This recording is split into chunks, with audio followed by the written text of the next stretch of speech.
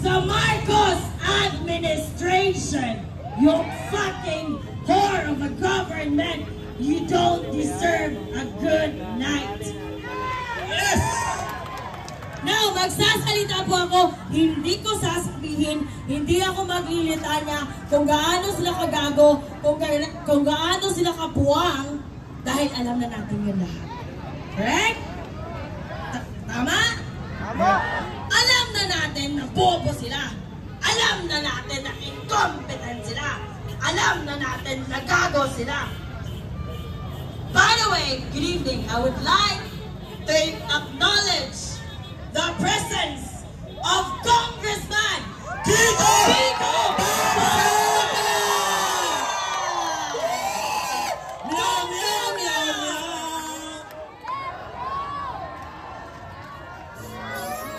What an amazing night for the Philippines! Ladies and gentlemen, please welcome! Tabi kayo, tabi. Oh, padaanin muna po natin. Padaanin natin si Congressman Kiko. Tabi, mamaya na lang ang pagpapicture kayo. Dito po kayo. Lahat po ay pumunta muna sa harapan. Tabi, dito na po tayo sa harapan, mga kabayan. Mag-congres na tayo. Lapit na gustong lumapit.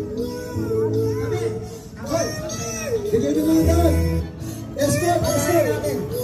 Escort. Gentlemen, ang pusa, wala sa Congressman.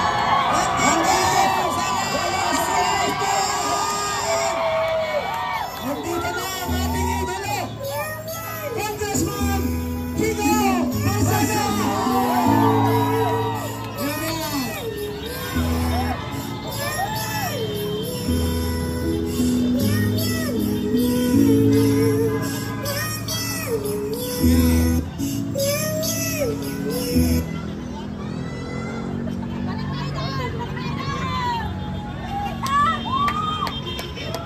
Okay, mamaya mapapakinggan nyo si Congressman Kiko.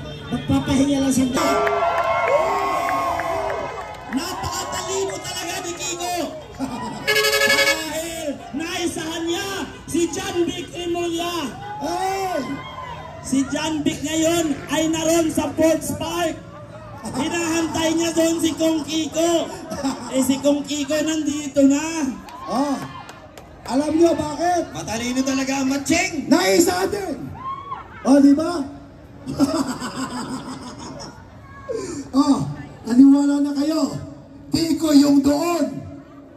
Hindi lang ko namin sinabi sa inyo, yung Forbes Park, Kiko'y para pumunta sila doon. Ginawa po talaga namin yun, Kiko'y.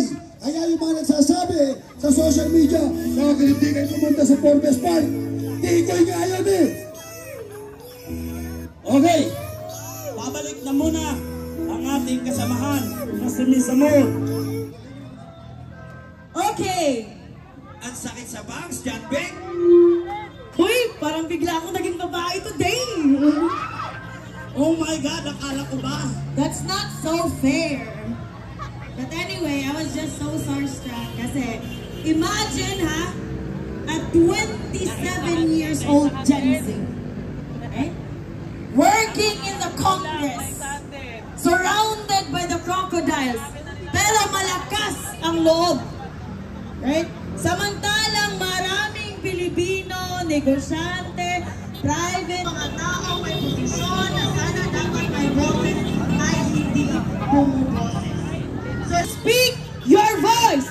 Dapat matapos na ang kagaguhan ng Marcos administration. Marcos resign! Marcos! Marcos resign! Marcos resign! Marcos resign! Marcos! Ang sungay mula sa pinakataas-taasang sangay ng gobyerno, which is the executive branch of the Republic of the Philippines, which is President Ferdinand Marcos Jr., his wife, Liza Araneta Marcos, his cousin, former House Speaker Martin Romualdez, down to their last minions in the Congress and in the Senate.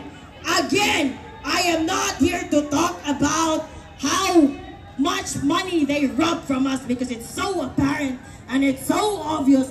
Alam natin yan lahat. They're so famous for being so magnanakaw, from the Congress to the Senate, from the DOH to the DPWH to the Bureau of Customs to the Bureau of Immigration. Lahat ng sangay ng pamahalaan, ninanakaw nila ang pondo instead na magsilbi sa bayan ang kakapal ng mga pagmumukha. Ang sabi ko nga noon sa batasan, magnakaw ng magnakaw ng magnakaw kayong lahat. Dahil kahit matiisin ang mga Filipino, may suktulan ang pagtitiis at galit ng mga Filipino. At huwag na tayo maghintay ng susunod na taon. Ito na ang suktulan! Tayo nang wakasan ang pamumuno ng isang incompetent drug addict ng Republic of the Philippines. Bilang mga patria Pilipinas, kami ang mga Filipino, kami ay tititig upang protektahan, pangalagaan at ipagtanggol ng bawat isang Pilipino na lumalaban ng batas. Yes! Marcos resign! Marcos resign! Marcos resign! Marcos resign! Recess PH! Lahat ay dapat mag-resign. Kongreso, Senado, Pangulo. Lahat ng may kabulastugan sa pagsiservisyo publiko, lahat dapat mag-resign. They have every obligation to restore the public trust of the Republic. Dahil trabaho nila yon. We are not asking for too much. That is exactly their role as a public servant. We should normalize demanding for something that we deserve dahil tayo ang nagpapasweldo sa bawat isa sa kanila. Mag-special shout out tayo. Boyeng Remulla! Putang ina mo ka! Banal ng pangalan mo, pero asal demonyo ka. Kung gaano kapangit ng pagmumukha mo, sana binawi mo na lang sa pag-uugali. Pero kinota mo ba? Mahihiya maging si Satanas sa'yo. You will fucking dethrone Satan himself because you are so fucking evil. Now, ito ang babala ko sa lahat ng mga politiko. Yes, the numbers here are not overwhelming. But alam mo, you are so fucking scared. Because the rallies, despite of your machineries, despite of your pera namin, despite of your BBM vloggers na bayad galing mula sa taxes namin, despite of your manipulation of public opinion through the manufacture of troll farms to manipulate public opinions, hindi namamatay ang mga dahil. Dahil ang mga Filipino ay hindi bobo! Maalam kami sa YouTube University, mga putang ina niyong lahat. At ito ang tandaan nyo. Yes! Tonight! Ang daming tumatawa sa social media. Mga trolls, dahil kukonti lang daw tayo. Yes! The numbers here are overwhelming. But the general sentiment of the Republic, of the citizens of the Republic of the Philippines is overwhelming enough that we will not die very soon. And one day, those fucking rage of the abused Filipino people will call upon you Siguruhin nyo na lahat, pati pusa at aso nyo, isasakay nyo sa private plane nyo, mga putang ina kayo.